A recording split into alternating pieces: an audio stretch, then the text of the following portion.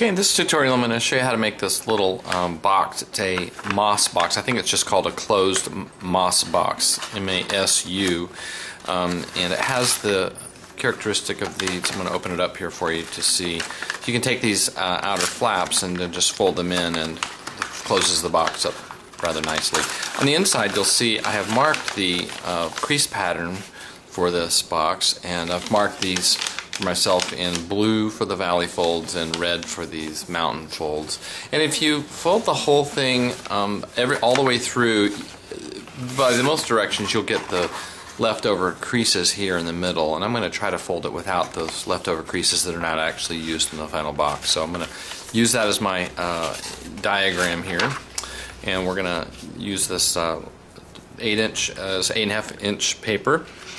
It's square, and what we want to do is I want to mark the center of the paper, and I'm just going to crease corner to corner and then just a little crease in the middle of the paper. Now you may not be able to see it but on the video, but when you do this for yourself you'll be able to see it. I'm just going to mark that so that you can see that little dot. You won't need to do that because you'll be able to see that for yourself on your paper. Now if it's patterned paper, it's got a huge pattern on it, then it's sometimes hard to see the center. But you've done this probably before, just creasing the corners to the center. It's going to give me a set of diagonal folds along the outside. And by doing it this way, see, I've preserved the inside surface. I haven't gotten any leftover folds, so to speak. And I'm going to go across from corner to the opposite crease that we just made. And in order to line this up so that I'm in the center of this, well, one way to do it would be to crease that in half, and you would see this diagonal fold here. But by simply lining up these adjacent creases with the diagonal marks that you see there, I can be sure I'm getting straight folds that are accurate, and I'm in the center of that opposite line. So I'm going to do this for all four sides.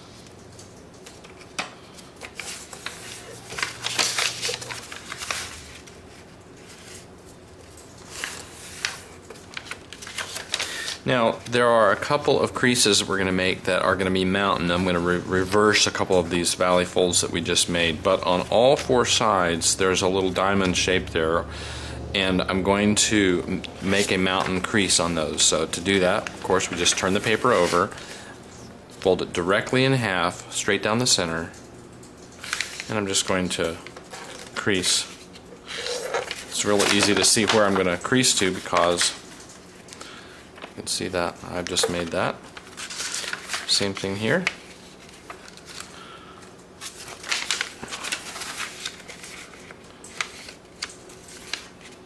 I'm not creasing all the way through the paper. In other words, I'm not going to the center of the paper. I'm preserving this area here. And that gives me a valley in those areas. Now on all four sides there's a little section that I'm going to turn into a mountain as well that's currently a valley, and it's right here, this little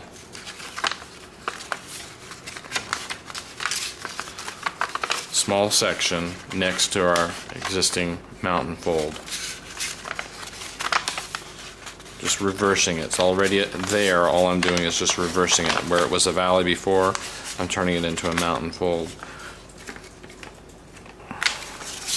So I've got all the way around. Okay, and the last section that I've got to do here is, and I see I have another little mountain crease that I've got to do here. To get to that, I'm going to take the edge and crease it down like so. Alright, so let's do that for all four sides. You can see the section that I'm going to come to because I've got an intersection right there, so I'm just going to crease it down like so. And when you do, this is the time to go ahead and reverse the mountain crease there as well. So it's like that. Okay, so we'll do the same thing on all four sides. So if you miss any of these steps, it's nice because you get to see it done several times. So watching somebody else crease a diagram is the best way to learn, because it's like you're there doing it with them, and you watch several times. You can pause the recording and then go and do it yourself. And it's also nice to watch somebody. I mean, I try to do a good preparation and know where I'm going when I'm doing a tutorial video, but I don't always do it perfectly, and you'll make little mistakes along the way as well, and that's okay. It helps to see somebody work through the thought process that you have to do. So when you're learning to crease complex models or even simple models, it's nice to hear somebody talk through what the process that they're going through, and by doing that you can get a real sense for the process that you'll go through. It's nice to hear somebody else do it. Okay, so I've got all of the creases in place now, and if you begin to sort of prop these edges up, you'll begin to see that this box is going to form along the existing creases. And what we're going to do is just this is the bottom portion here is going to be the base of the box, and then of course everything else is the flaps. So we're going to raise up, and my goal in creating this was to try to create the box in a way that it doesn't have leftover creases. So let's see how well we did.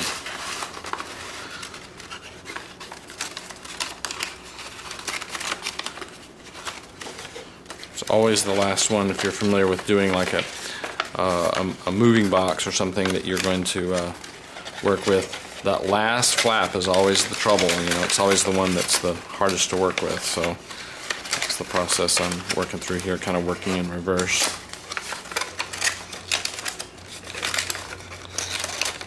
Inserting the last flap.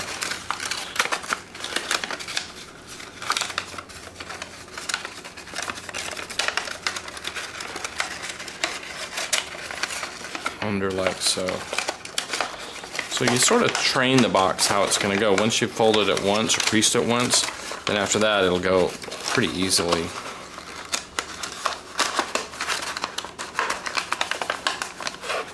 So let's see, I can see I've got all four sides of the box done, and the flaps are laying down very nicely. And there's our completed model of the closed Masu box.